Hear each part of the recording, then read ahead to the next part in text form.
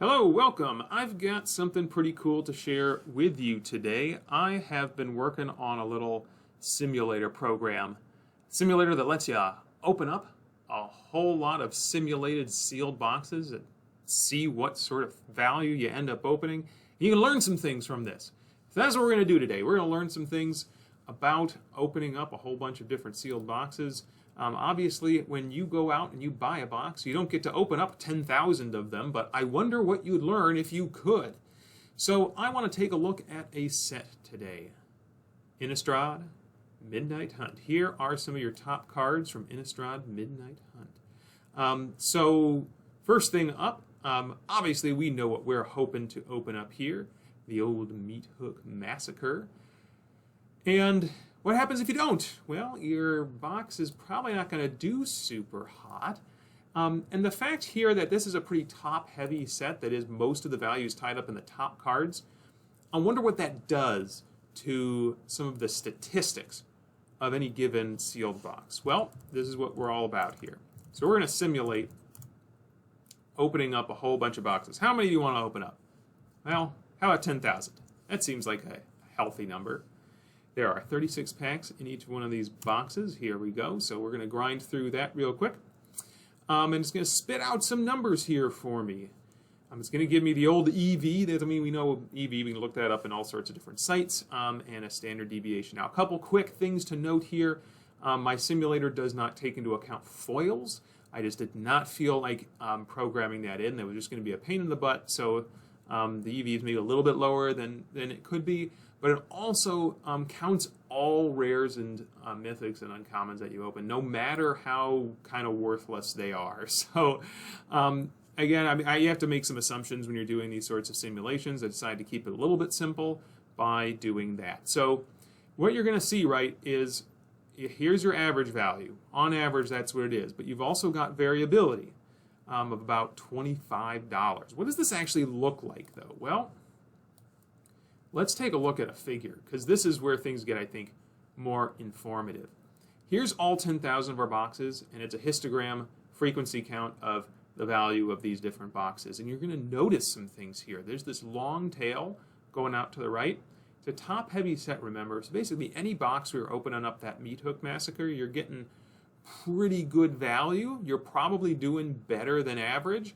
But any box where you're not, you're probably kind of in this big chunk over here that's kind of the slump. And anytime you see this long tail, what this is going to do is it means your actual odds of performing better than the average are not great. So, for instance, let's see what happens. If I take how many of my boxes actually perform better than the expected value.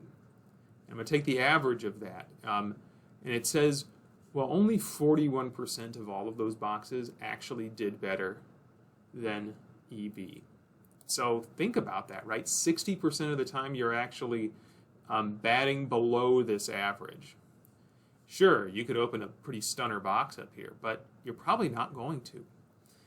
That's something to keep in mind, because again, in any real situation, right, you are not actually going to be opening up that many boxes. Even if you're doing a mass box opening, like, oh boy, you could get unlucky unless you open up a ton.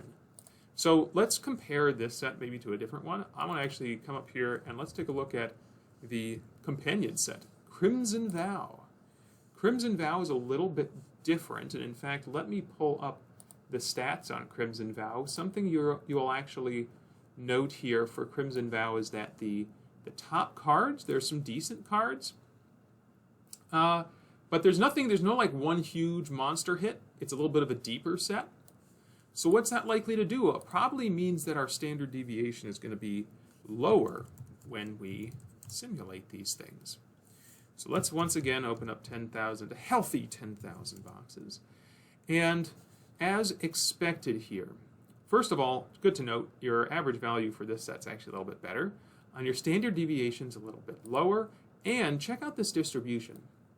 It's real even. That means a lot of consistency. Now, obviously, you could strike out and get a terrible box, and you could, get lucky and get a pretty decent box. But, that calculation we did before, where you asked what percentage of boxes are actually doing better than the average. Here it's 48%. So you're pretty much even odds, close to it anyway, to do better or to do worse.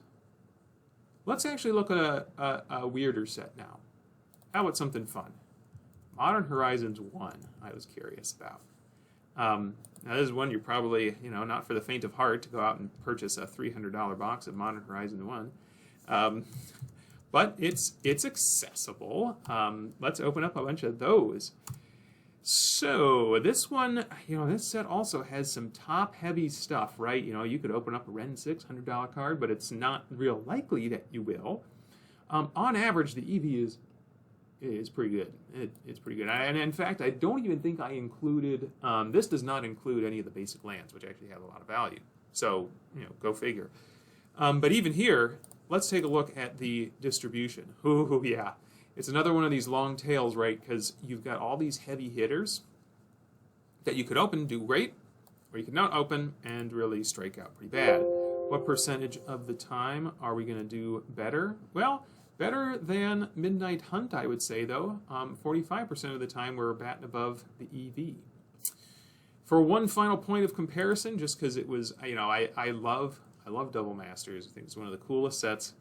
And holy cow, the value in that set is bananas. Now, I actually had to make a different piece of code here to have a simulator for this set because it's weird. You got box toppers. You got a different box size, obviously. It's 24 packs. But also, you have 2 rares. Now, again, this does not include foils.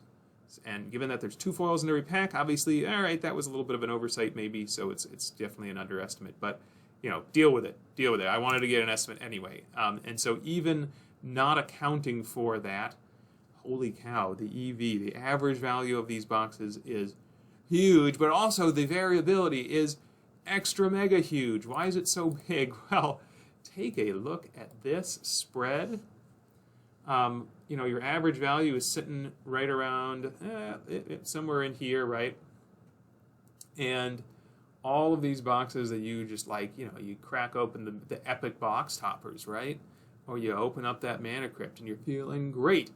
Or you don't and you're not feeling so great.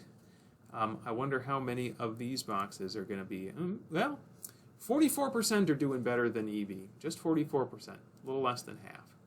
Generally speaking, you're almost always going to have less than half of your boxes doing better than EV because what always happens is you got some heavy hitters, you got those big money things that are dragging your average up, but are not real likely.